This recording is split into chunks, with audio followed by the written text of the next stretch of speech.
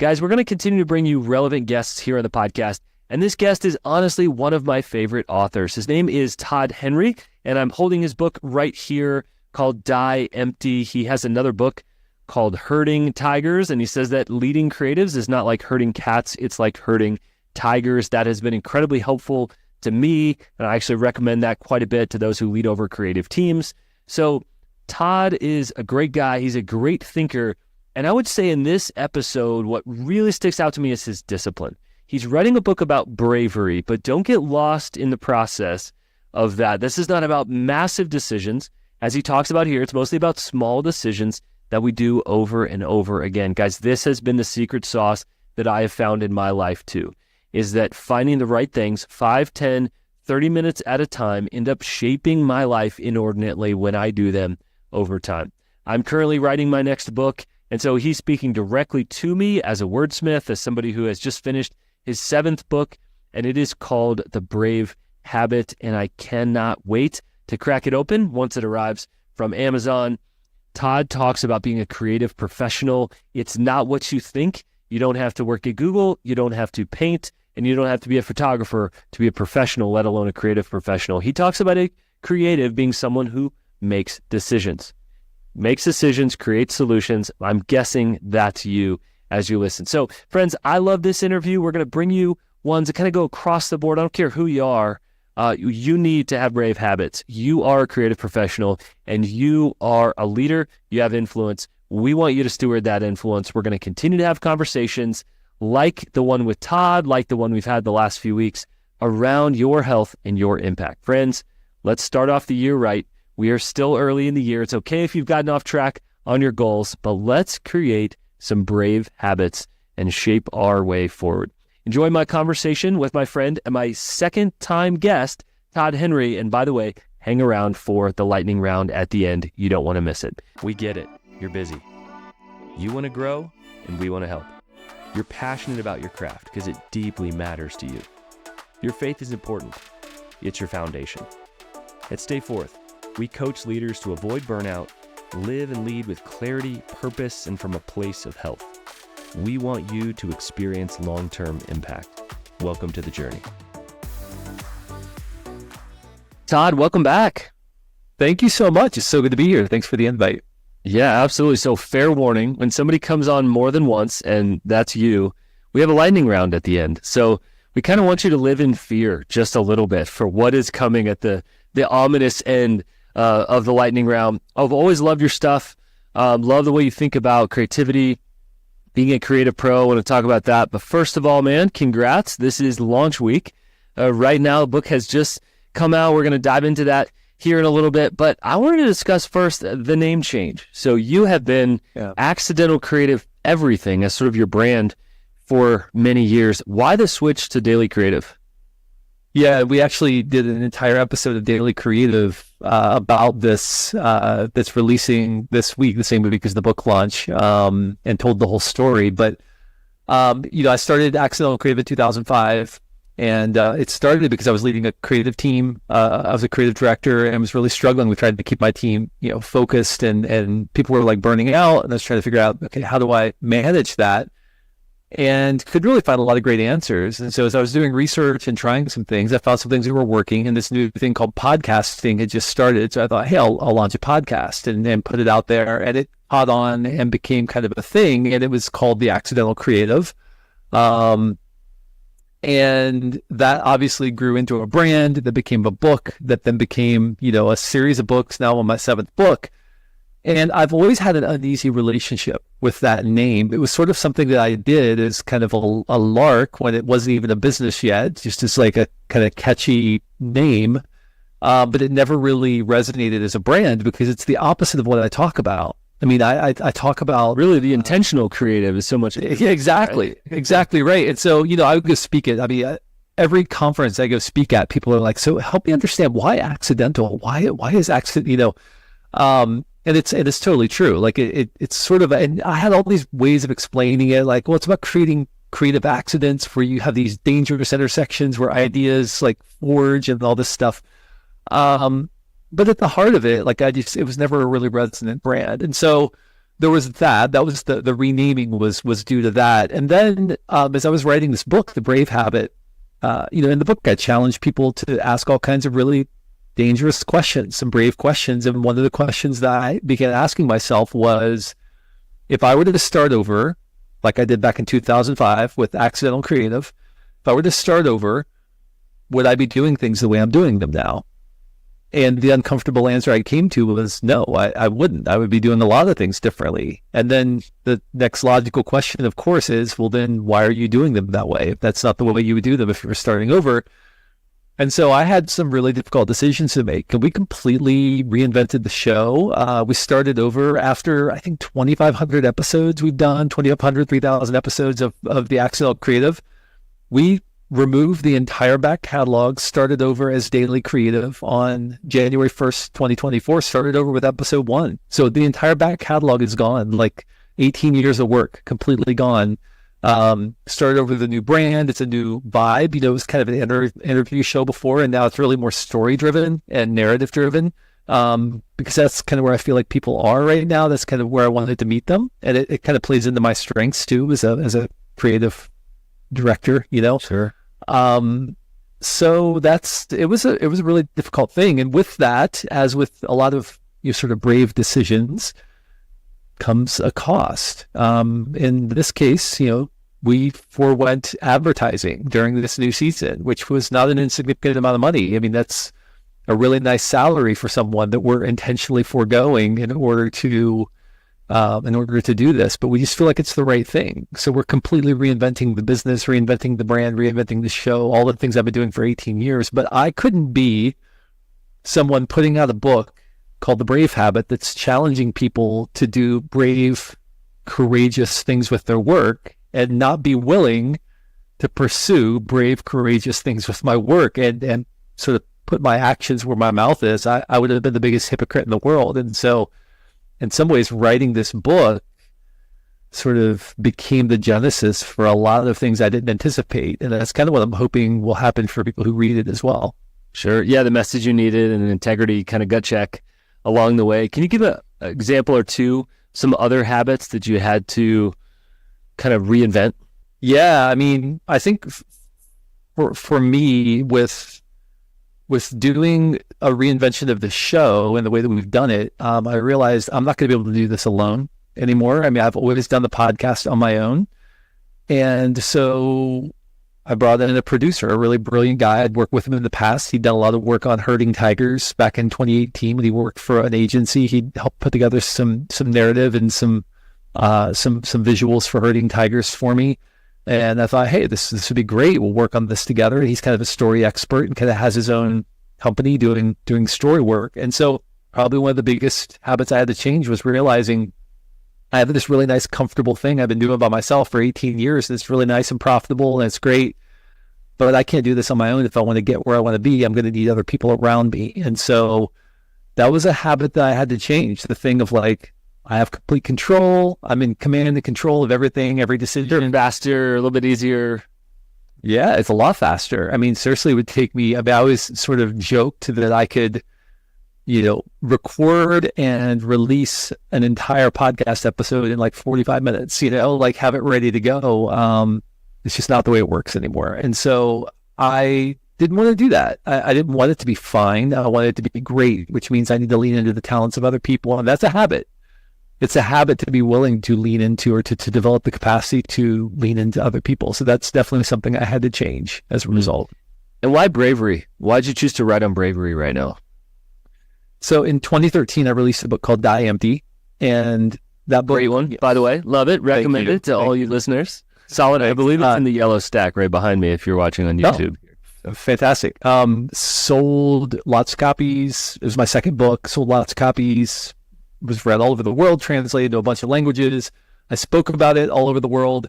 And there was one topic I overlooked in that book. I talked about all these places you can get stuck and all the things that can happen and how you need to push through these places and how to identify them. But the one thing I didn't talk about was probably the most important topic, which is how do you find the courage to do these things that are very countercultural? And where does that courage come from? So I started thinking about courage, and I thought, well, I'm not really talking about courage. I'm actually talking about bravery. because we love to talk about courage. Be more courageous, have courage, go be courageous, do the courageous thing. And we hear this, lead with courage. And that's fine. I mean, there's nothing wrong with that. Courage is a virtue, certainly. But telling somebody to be courageous is a little bit like telling them to be a couple inches taller or, jump a little higher. I mean, it's like, you can tell me that all you want, but it's, how do I muster that up? Bravery, on the other hand, is a decision. I can see somebody do something and say, I can't look at somebody and say that person's courageous, but I can look at them and say, that was very brave. What they just did was very brave, right? And so it's my belief that bravery is the active form of courage. It's courage deployed in a moment of need. And so what I wanted to do was in some way begin to demystify some of the dynamics that lead to brave action, because we can see brave action. We can tell when people are acting bravely. And what I discovered is that, really in those moments when people do things that seem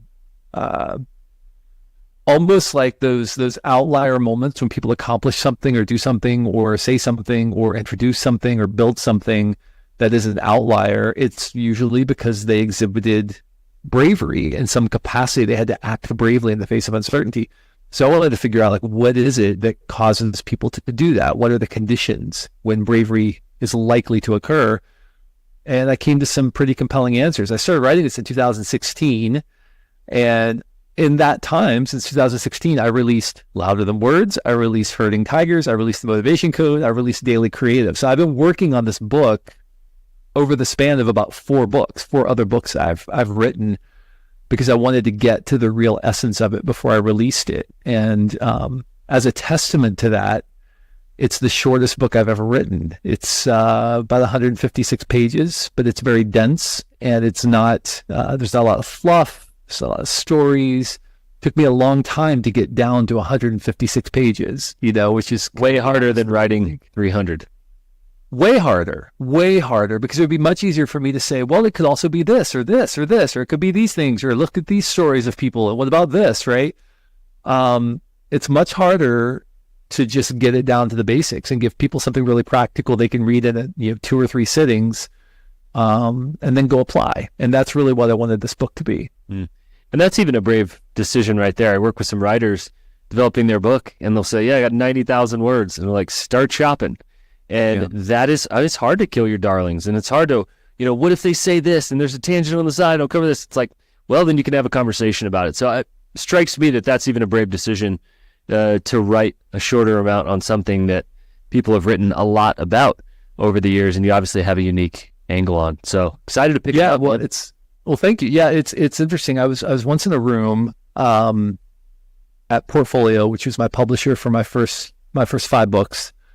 And Adrian Zackheim, who is a legend of the publishing world, came in, and we were talking about my book, Die Empty, actually. And I was kind of at an impasse. I was a little bit stuck writing this book. And I was talking through with my editor, and we were kind of trying to work it through. And Adrian came walking in and he said, what's going on? We explained. He said, are you trying to write the perfect book for every person in every situation? And I was kind of like, maybe. No. Maybe, I don't know. And he said, you can't do that. He said, you need to write a book that's going to be useful to most people most of the time. That's the book you need to write. Good. And I thought, man, that is because I think we become paralyzed, like you said, by all those contingencies. We become paralyzed by, well, I need to make sure that it doesn't, discount this, or it doesn't overlook that, or whatever. And it's like, no, just get to the governing dynamics and write about those. And then people are smart. People who are reading books are smart, right? Like they're going to fill in the gaps. You don't have to spell everything out for people, but just treat them like they're smart and give them the governing dynamics, and they'll connect the dots in their own world, and they'll chew the meat and spit away the bones, right? Like you don't have to hold people's hand. People are smart. And so that was really good advice. It actually served me well for all of my other books. Now this is my 7th book, and really it served me well because I realized I don't have to be all things to all people. I can just be most things to most people most of the time. And that's really my job as a writer.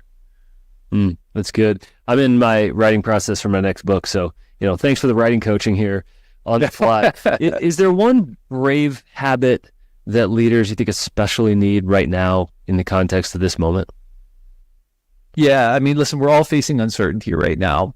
And I think one of the things that concerns me the most culturally is that I see going on, and I see it inside of organizations, I see it culturally, I see it politically, I see it inside neighborhoods, I see it in, small groups of people who are, organizing in some way, is that it's much easier in this world of distributed responsibility to allow somebody else to be the person to say the hard thing, or to be the person to say, hey, I think there's something wrong here, or hey, I don't think what you just said is actually true.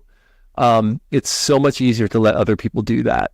And, in the book, I sort of play off this dichotomy between the coward and bravery. And inside of you lives a coward. And that coward is fed every time you choose to do the easy thing, to take the path of comfort.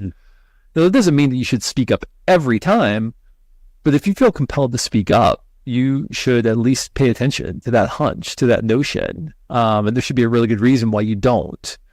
I think we often conflate cowardice with wisdom. Oh, would it be better if somebody else did, or it's not really my place to do it, or maybe I'll wait and see if it just passes. That would be, a better situation. Sure. Or, and so we conflate cowardice with wisdom, and we excuse it as wisdom, when actually it's just cowardice. It's us not rising to the moment.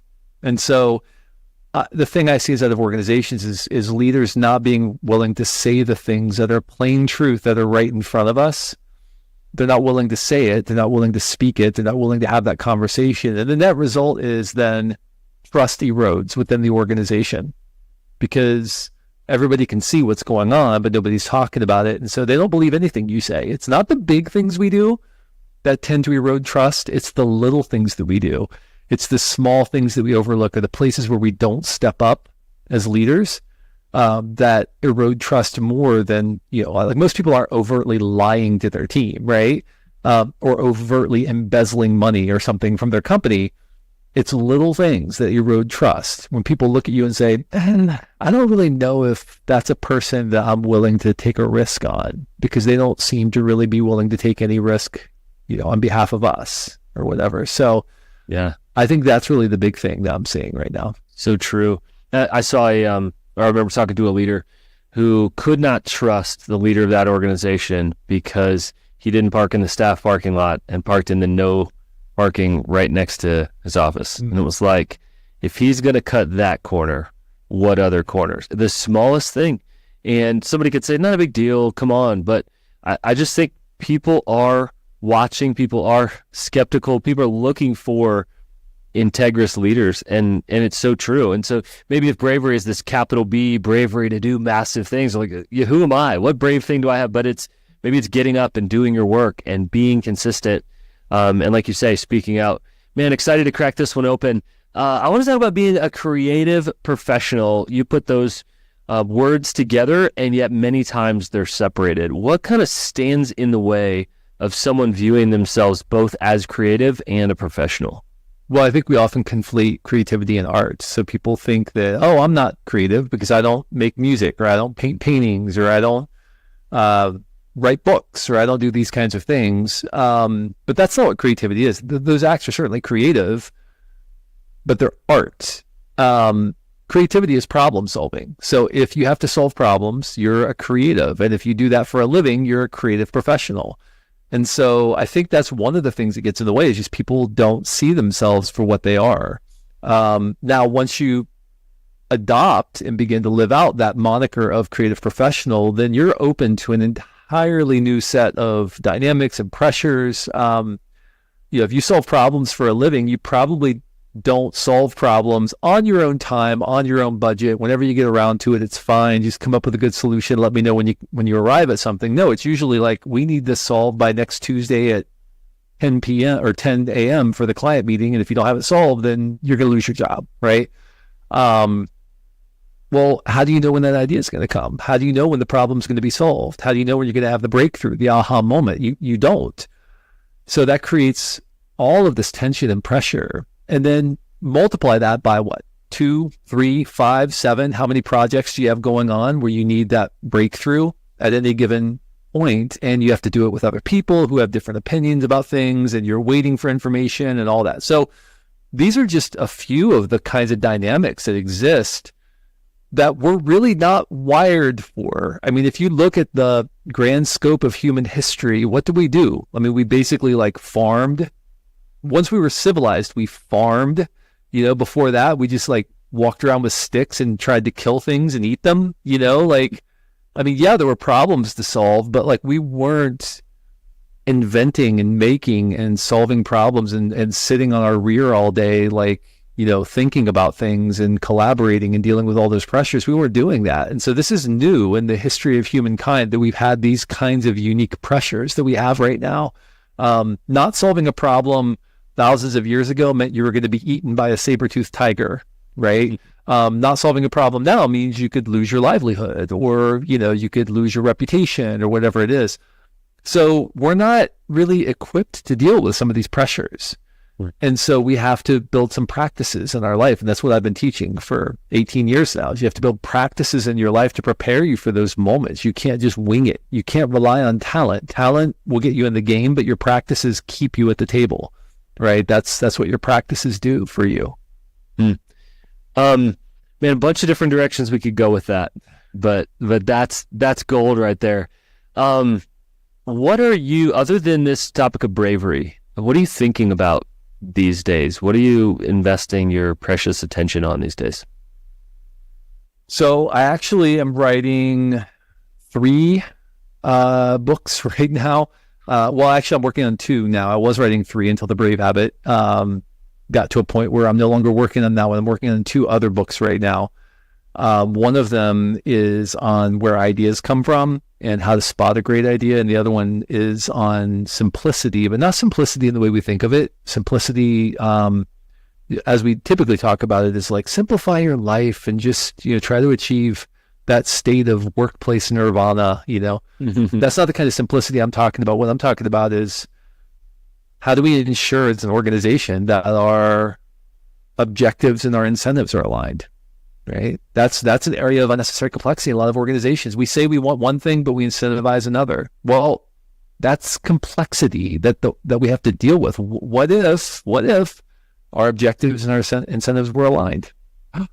Suddenly people have a much more simple view of what success looks like. And so I've been really thinking about stuff like that. I work with a lot of leaders, so really sort of helping them figure that stuff out. And then on the idea front, I think that's the big question I've always wanted to answer is, how do you know when an idea is good versus when it's not, when it's bad? And so that's kind of the other big question I've been asking in the book, the other book I've been working on. You're going to save us a lot of time in the next season of our ideation. I want to talk about words. You are a wordsmith and a great question asker, hard to come by these days.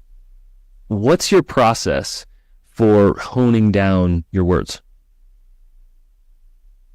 Are you talking about the written form or in the spoken form?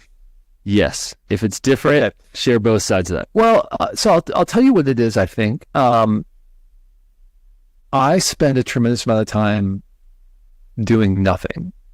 And define this nothing you speak of. Yeah.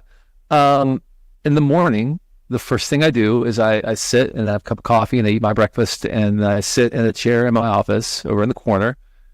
And I do some study, but then I spend a lot of time just synthesizing, just thinking, just letting my mind wander and getting to the places that I normally wouldn't get to when I'm in a distracted state, when I'm sort of bouncing and flitting from thing to thing is what most of us do. I think most of us are so busy we're not even aware of what's on our mind. And so a big part of my work is just figuring out what's on my mind.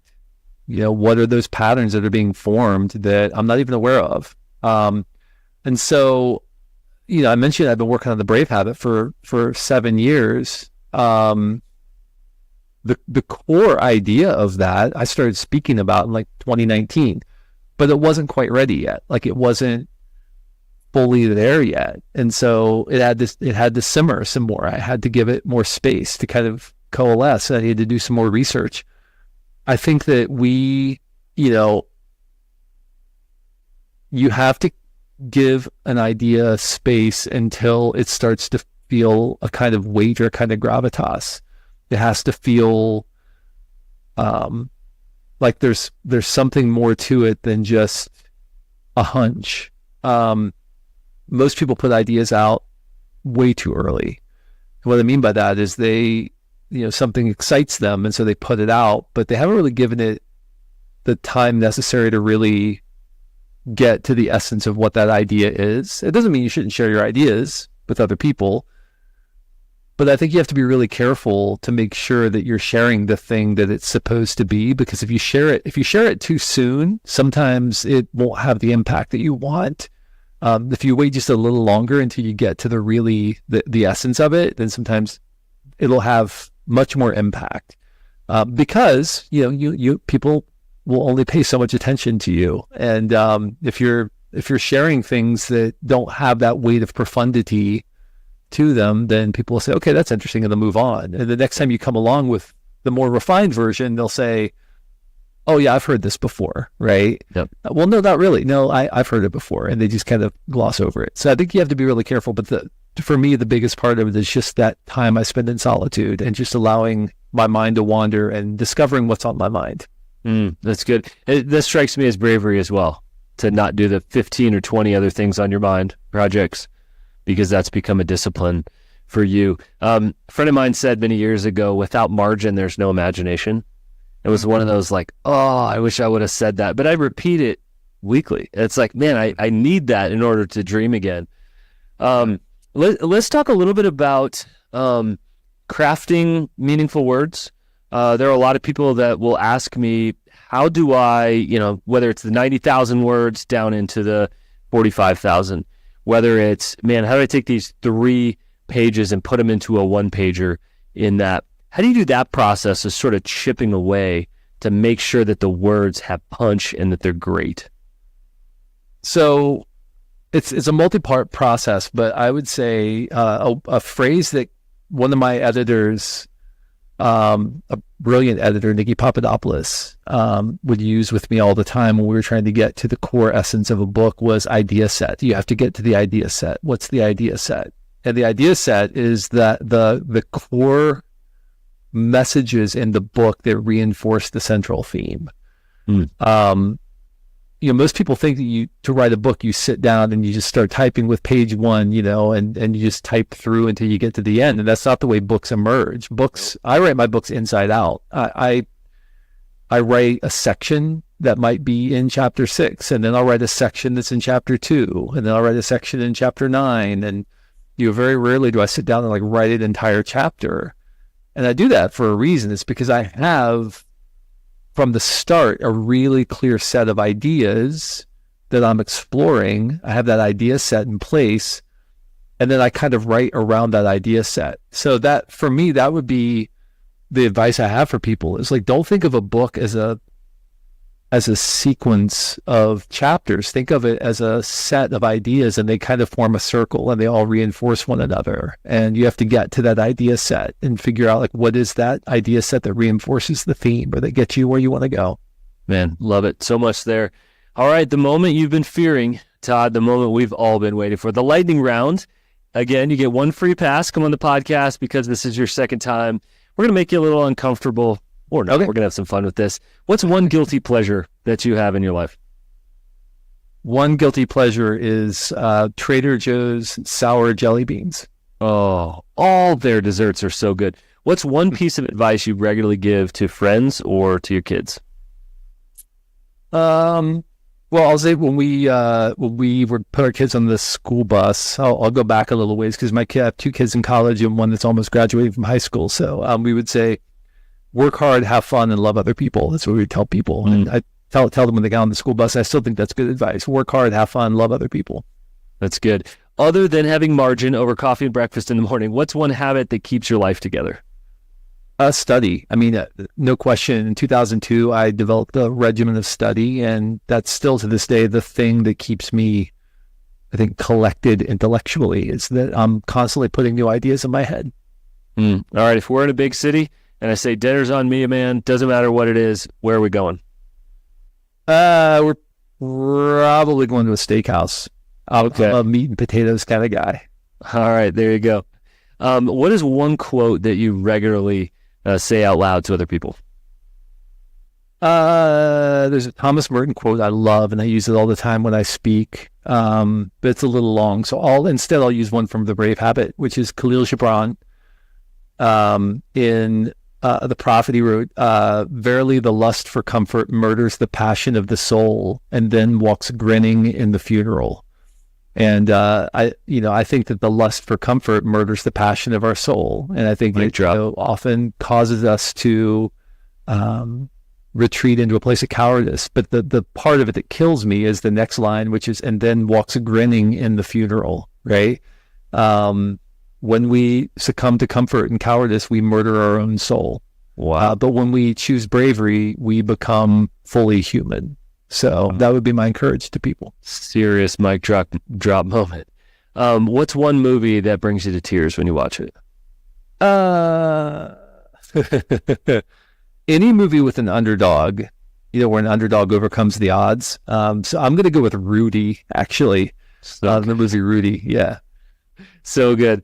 Last one, just to get serious, an encouraging word that you can offer our listeners. There's somebody out there who's struggling. Somebody out there who said, this book's never going to happen. This piece of content I've created sucks. I should do everybody a favor and quit. That leader that's down right now, what's one encouraging word you can leave them with? Yeah. So here's the thing. I've written 7 books since 2010. So 7 books in 13 years. But I've never in my life written a book. Never have. I've written words that become sentences, that become sections, that become chapters, that become books. So I know that sounds maybe a little reductive and maybe a little pandering to people, but I just want you to know, the way I approach my work is this. I sit down and I write 500 words every single day, and Monday through Friday. And Monday through Friday, if I write 500 words, that's 2,500 words a week. And that's a chapter every 2 weeks. That's a couple chapters a month. That's a draft in 6 months. That's all you have to do. As Austin Kleon says, don't focus on the noun, focus on the verb. Don't focus on being a writer, focus on writing.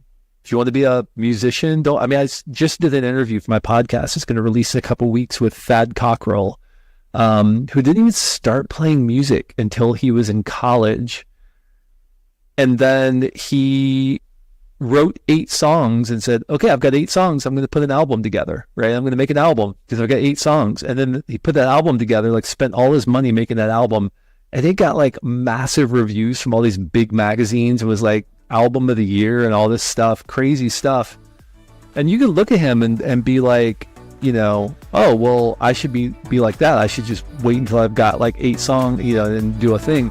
But the reality is the guy was sitting down, working and writing and doing his thing, for years, because music was just his thing. That's what he did. He's a musician. That's what he does. He makes music. And so my encouragement to people is just listen, you don't have to do everything. You just have to do today's work. That's all you have to do. You don't have to write a book. You just have to write 500 words today. That's all you have to do. Just write 500 words. And if you do that enough days in a row, you're going to get better at your craft. And eventually you're going to have a body of work you can point to with pride. Beautiful. My friend, congrats. The Brave Habit. Can't wait to crack it open. This is launch week, friends. Go to Amazon and grab a copy. Todd, keep putting out great work. Thanks for what you do. Thank you.